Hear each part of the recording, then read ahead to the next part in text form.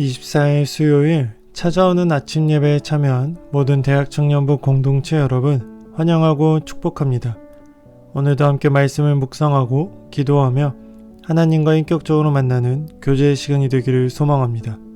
이제 조용한 시간과 장소를 정하시고 겸손히 주님을 만날 기도를 품고 말씀에 대한 바른 이해를 위해 함께 기도하겠습니다. 그리고 함께 말씀을 읽겠습니다. 오늘 하나님께서 우리에게 주신 말씀은 민수기 35장 1절에서 21절 말씀입니다. 여호와께서 여리고 맞은편 요단 강가 모압 평지에서 모세에게 말씀하여 이르시되 이스라엘 자손에게 명령하여 그들이 받은 기업에서 레위인에게 거주할 성읍들을 주게 하고 너희는 또 그 성읍들을 두르고 있는 초장을 레위인에게 주어서 성읍은 그들의 거처가 되게 하고 초장은 그들의 재산인 가축과 짐승들을 둘 곳이 되게 할 것이라.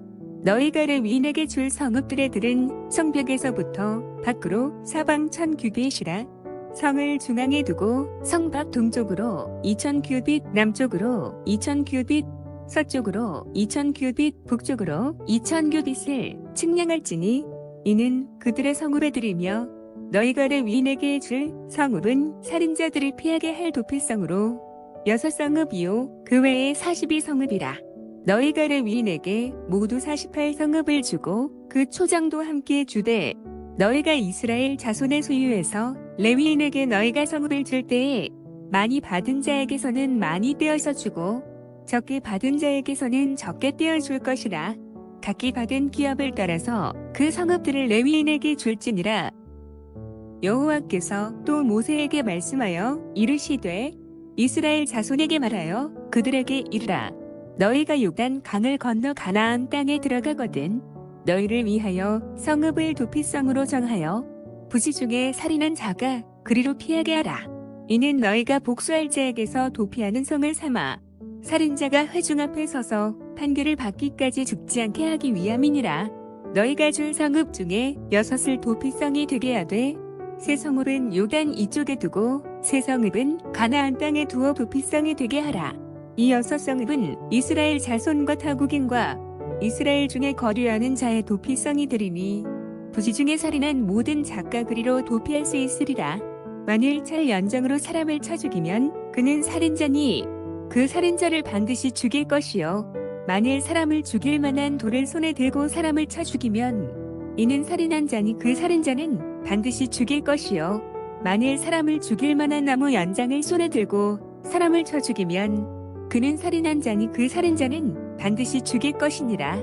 피를 보복하는 자는 그 살인한 자를 자신이 죽일 것이니 그를 만나면 죽일 것이요 만일 미워하는 까닭에 밀쳐 죽이거나 기회를 엿보아 무엇을 던져 죽이거나 아기를 가지고 손으로 쳐 죽이면 그 친자는 반드시 죽일 것이니 이는 살인하였음이라. 피를 보복하는 자는 살인자를 만나면 죽일 것이니라.